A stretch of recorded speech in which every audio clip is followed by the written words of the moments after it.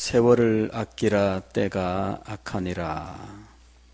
세월을 아낀다는 말이 도대체 무엇일까? 일반적으로는 우리가 1분 1초라도 아껴서 열심히 노력하라 이런 식으로 우리는 이 말을 사용합니다. 그러나 이 말의 헬라어 원어의 뜻은 기회를 사라 하는 의미입니다. 그러니까 여기 세월이라고 하는 이 말은 기회라는 말로 번역될 수 있는 말입니다. 그러니까 헬라어에는 이런 시간을 나타내는 용어들이 몇 가지가 있는데 그 중에 하나는 일반적으로 우리가 흔히 말하는 시간이고요. 다른 하나는 특별한 때와 연관된 시간입니다. 특별한 때와 연관된 시간은 흔히 기회라고 이야기를 하죠. 때가 됐어 이렇게 얘기할 때 기회가 온 거야 하는 말과 똑같은 말입니다. 때가 되었어. 그리고 기회가 온 거야. 그러면 어떻게 하겠습니까? 기회가 왔는데 여러분은 어떻게 하겠습니까? 기회가 왔다면 옳지. 이 기회를 살려야지 하는 것이 우리들의 일반적인 생각일 겁니다. 여기 세월을 아끼라 하는 말은 바로 그런 의미예요. 기회가 왔다. 그러면 그 기회를 붙잡아야 되지 않겠느냐 하는 겁니다. 예수님께서 천국 비유를 말씀하셨습니다. 천국은 마치 한 농부가 밭을 갈다가 그 밭에서 보물 항아리를 발견한 것 같다 하고 말씀하셨어요. 소에게 쟁기를 걸고 밭을 갈다가 뭐가 쨍 하고 걸린 거예요. 파보니까 항아리가 나왔는데 그 안에 보화가 들어 있었습니다. 우리나라에서도 전라도 어디에선가 누군가 그 100억 이상의 돈을 자기 밭에다가 마늘밭에다가 묻어둔 일이 있었잖아요. 몇 년 전에. 그래가지고 그 마늘밭 완전히 파헤쳐가지고 돈이 또 없나 그냥 막 샅샅이 뒤졌어요. 그래가지고 이 땅을 파보니까 100억 정확한 금액은 제가 모르겠어요. 거의 한 200억 가까운 돈인가. 하여튼 이만한 돈이 생긴 거예요. 그 사람 뭐 해서 그 돈을 벌었는지. 근데 거기다가 숨겨둔 거야, 이 돈을. 그러니 그 밭을 누군가 사서 그 밭을 갈다가 돈을 발견했더라면 횡재하는 거죠. 근데 예수님의 비유 속에 그런 일이 등장을 해요. 밭을 가는데 항아리가 나왔고 그 항아리에는 금은보화가 들어 있었습니다.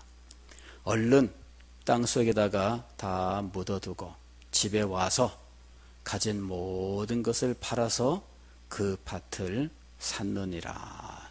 천국은 무엇과 같다고요? 보화를 발견한 사람과 같아요. 보화를 발견한 이 사람은 자기의 가진 모든 것을 다 투입합니다.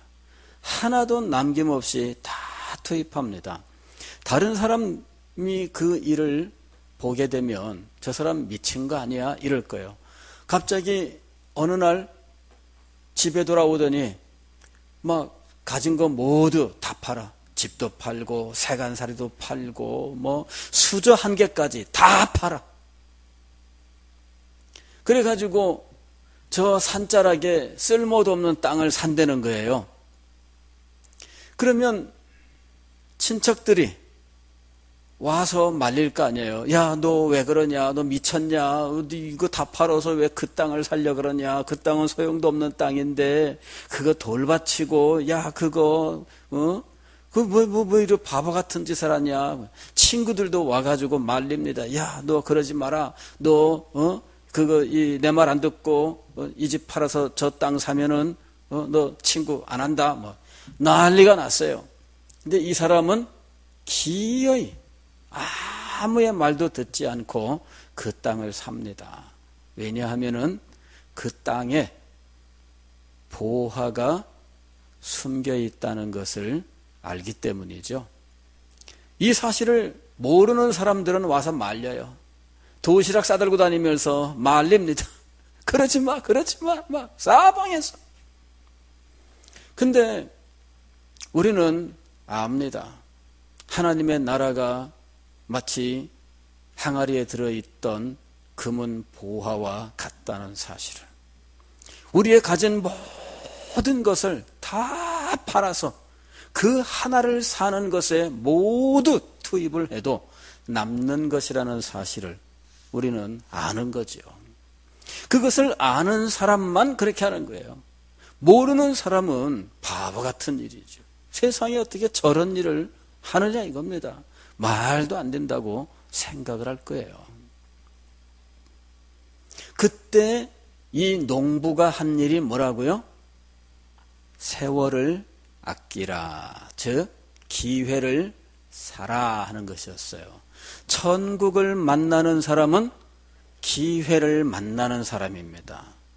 천국을 만나는 사람은 금은 보화가 담긴 항아리를 발견한 거예요.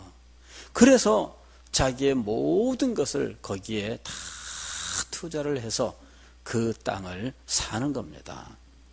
천국은 마치 이와 같으니 예수님께서 말씀하셨습니다. 어느 진주 장사가 진주를 사러 온 천하를 다녔습니다.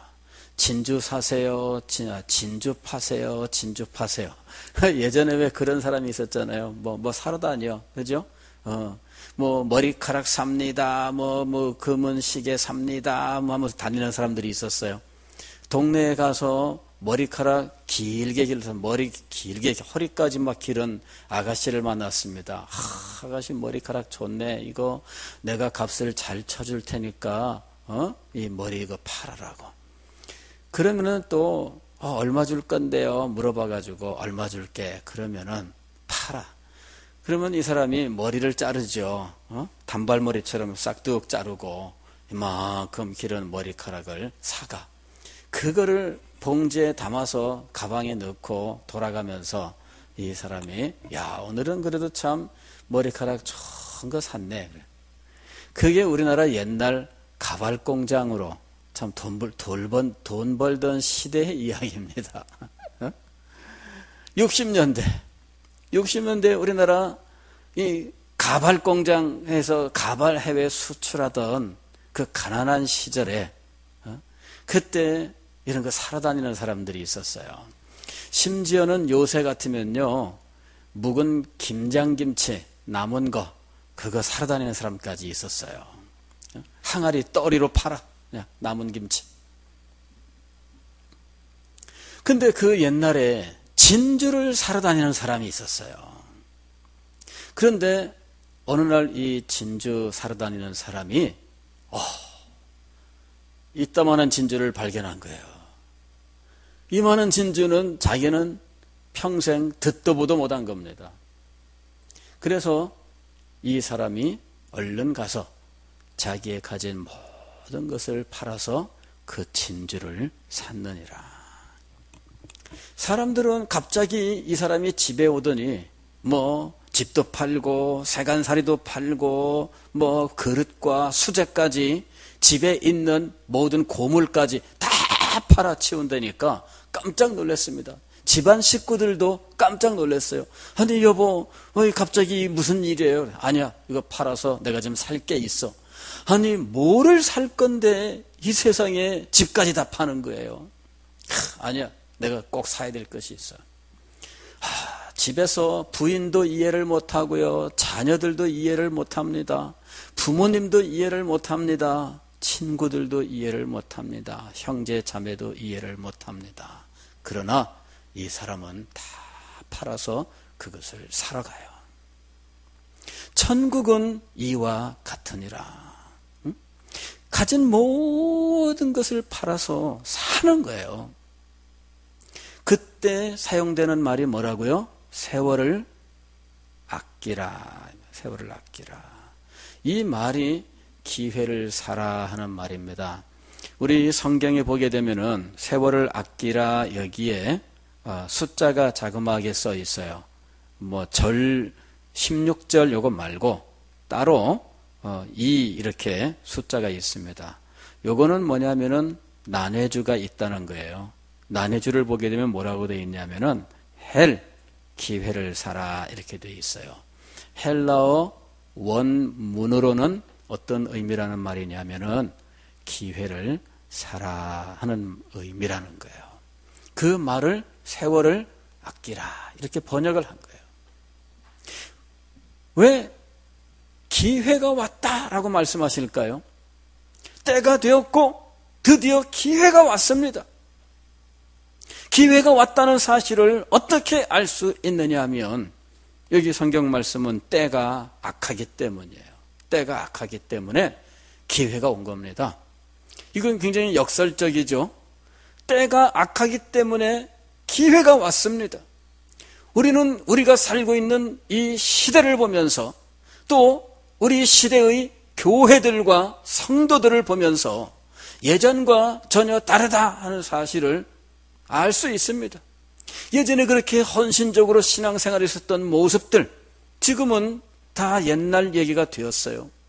옛날 그렇게 주님 앞에 찾아와 기도하고 예배드리고 섬기던 그 모든 신앙생활의 모습들 지금은 다 변했습니다.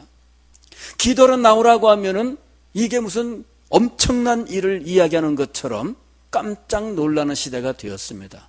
예전에는 당연히 기도하러 나와야 되는 줄 알았어요. 예전에는 당연히 수요일 날 예배 나와야 되는 줄 알았습니다. 예전에는 새벽 기도 다 나와야 되는 줄 알았습니다.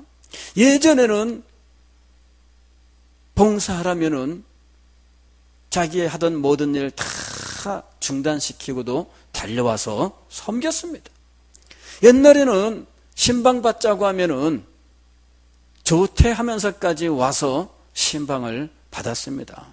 어떤 부모는 학교에서 아이들 다 조퇴시켜가지고 그 시간에 다 온 식구 앉아서 신방을 받았어요. 요새는 그렇지 않습니다. 제가 일 나가야 되는데요. 예전에는 일 나갔다고도 쫓아와서 신방을 받았는데 요새는 일 나가기 때문에 아무것도 안 합니다. 시대가 변했습니다. 그런데 오늘 말씀은 뭐냐면은 그렇게 시대가 변했고 점점 이전보다 악하게 변해가는 이 상황은 기회다라고 말씀하고 있는 겁니다. 이것을 기회로 볼 수 있느냐 없느냐 하는 것이죠. 17절 말씀을 보면 이것을 기회로 보는 사람과 기회로 보지 못하는 사람을 이렇게 나누어서 이야기합니다. 그러므로 어리석은 자가 되지 말고. 이렇게 상황이 바뀌었어요. 시대가 바뀌고 성도들의 신앙생활의 모습이 이전과 비교할 수 없을 만큼 저조하게 변해버렸습니다.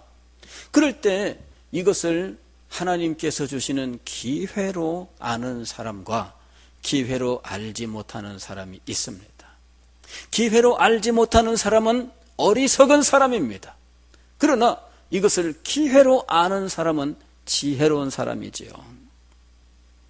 그러므로 어리석은 자가 되지 말고 오직 주의 뜻이 무엇인가 이해하라. 자, 이렇게 모든 상황이 점점 어려워가는 이 시대에, 즉 오늘 말씀대로 한다면 때가 악하게 되어가는 이 시대에 주의 뜻이 무엇이냐 하는 것입니다. 이것이 바로 18절의 말씀입니다. 술 취하지 말라. 이는 방탕한 것이니 오직 성령으로 충만함을 받으라. 때가 악합니다. 이런 때에 하나님의 뜻이 있습니다. 그 뜻을 붙드는 것이 세월을 아끼는, 즉 기회를 잡는 것이지요. 그러면 이런 때에 하나님께서 자기 백성들을 향하여 가지신 뜻이 무엇이냐는 겁니다. 술 취하지 말라, 이는 방탕한 것이니 오직 성령으로 충만함을 받아라.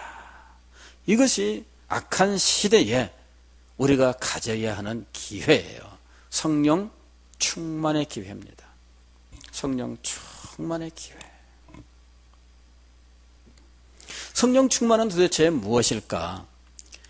성령 충만이 도대체 무엇이길래 술 취하는 것과 비교를 했을까 하는 겁니다. 술 취한다고 하는 것은 술에 인박여서 중독이 되는 걸 의미하는 거예요. 중독이 되는 것은 신앙생활에 굉장히 마이너스입니다. 중독되는 것이 있으면 신앙생활에 굉장히 손해를 입게 돼 있어요. 이 중독은 뭐냐면요, 그것이 그 사람의 생각을 가득 채우고 그 사람의 마음에 소원을 형성하고 그의 몸이 거기에 매이게 만드는 특징을 가집니다. 그게 중독이에요. 중독된 사람은 이것을 떠나면은 그것이 그 사람의 생각을 가득 채워요. 중독된 사람은 그것을 떠나면은 이 속에서 욕구가 올라오는데 견딜 수가 없습니다. 중독된 사람은 그것을 떠나면은 살 수가 없어요. 이게 바로 술 취함입니다. 그걸 떠나면은 살 수가 없어요. 요새도 알코올 중독으로 아주 어려움을 겪는 사람들이 많아요. 예전에 저는 우리 친구 집에서 하는 그 가게를 한번 간 적이 있습니다. 서울의 세종문화관 뒤쪽에 뭐 자그마한 이 구멍가게를 하고 있었어요. 그래 뭐 자기 부모님이 그 구멍가게를 한다고 뭐 어느 날 이제 한번 들렀습니다. 이 친구가 거기서 가게를 보는 거야. 부모님 잠깐 간 사이에. 그래 거기 가서 같이 앉아 있는데 아침에 한 8시 반쯤 됐는데 한 사람이, 멀쩡한 사람이 딱 들어와요. 그러더니 소주 딱 주문하더라고. 이 사람 와서 이 소주 딱 따더니 맥주 컵 있잖아요. 거기다가 이거를 쭉 따라. 그러더니 이 술을 한 잔을 쫙 마시고 그냥 물 마시듯 쭉 들이켜. 그러더니 냉수 한 컵 딱 받아가지고 또 쫙 들이켜요. 그리고는 가는 거야. 야, 저 사람 참 신기하다 이렇게 생각을 했어요. 어쩌면 저러냐 그랬더니 그 친구가 하는 말이, 저 사람은 아침, 점심, 저녁으로 와서 술을 저렇게 마신다는 거예요. 맥주컵에다가 소주 한 컵 마시고 냉수 한 컵 마시고 아침에 출근할 때 그렇게 하고 가. 점심 때 나와서 또 그래. 저녁 때 또 그래. 날마다 그런다는 거예요. 전 그런 사람 봤어요. 근데 이런 사람은 포금을 하지는 않는 것 같아. 포금. 그게 뭐냐면은 소위 말하면 필름이 끊긴다 뭐 이런 거죠. 그러니까는 뭐 개차반되는 거 그런 거는 안 하는 거예요, 이 사람이. 근데 얼굴은 새카매. 얼굴은 새카매. 그런 사람은 어떤 상태예요? 알코올 중독 상태예요. 그걸 아침, 점심, 저녁으로 이거 소주 한 컵, 물 한 컵인데 그걸 안 하면 어떻게 될까요? 중독은 어떻게 확인할 수 있느냐? 끊어보면 알 수 있어요. 끊어보면 중독이 됐나 안 됐나 알 수 있거든요. 알코올에 중독된 사람은 끊으면 갑자기 이 세상이 잿빛으로 변해, 회색빛으로 변해. 끊으면은 갑자기 이 세상이 살 재미가 없는 것으로 변하는 거예요. 이게.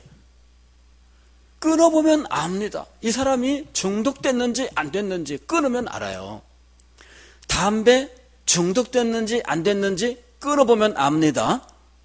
끊으면요, 여기서 갑자기 구멍이 뻥 뚫리고 찬바람이 쌩쌩 지나가면서 견딜 수 없어요. 그리고 이 생각이 계속 거기에 매입니다. 그래가지고 내가 왜 이렇게 재미가 없고 힘이 없지? 그러다가 내가 오늘 뭘 안 했네? 그러는 거야. 뭘 안 했네. 그게 뭐예요? 중독이에요.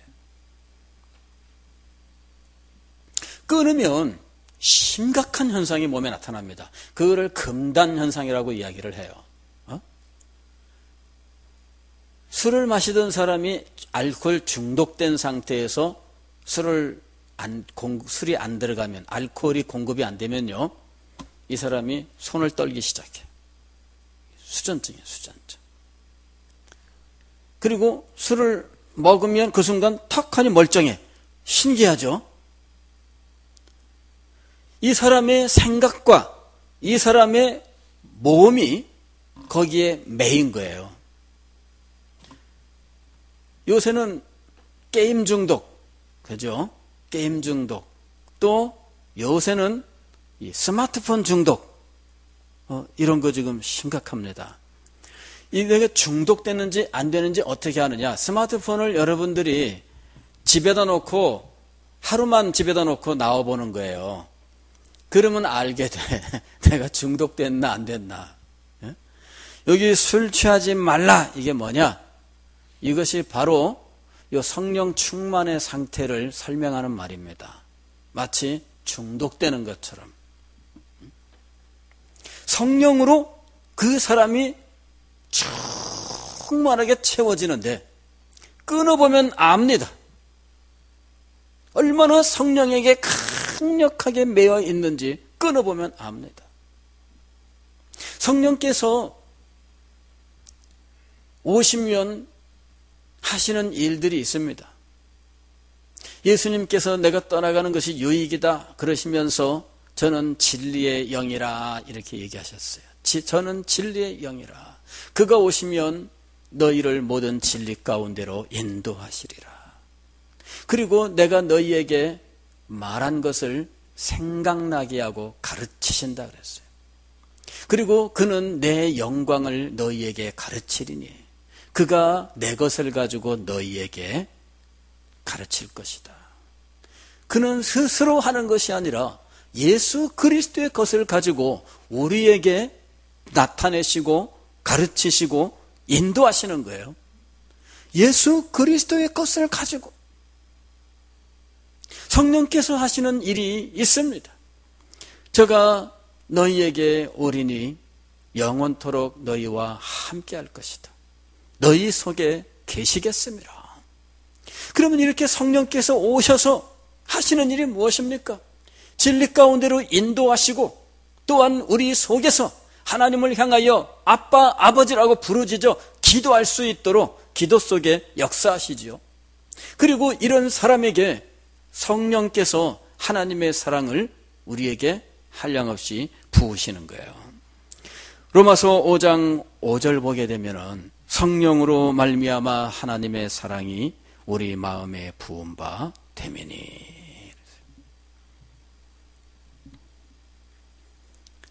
로마서 8장 14절 말씀을 보면 무릇 하나님의 영으로 인도함을 받는 사람은 곧 하나님의 아들이라. 왜? 성령께서 우리를 하나님의 자녀로, 하나님의 자녀됨을 성령께서 우리에게 깨닫게 하시기 때문이에요. 로마서 8장 16절을 보게 되면 성령이 친히 우리 영으로 더불어 우리가 하나님의 자녀인 것을 증거하시나니 그랬습니다. 성령의 증거가 있어요. 그래서 우리는 하나님을 아버지로 아는데, 이때 하나님을 아버지로 아는 것은 교회에서 목사님, 장로님, 집사님들이 가르쳐줘서 하나님은 우리의 아버지며 기도할 때는 아버지라고 불러야 된다. 그렇게 배워서 아는 것이 아니에요.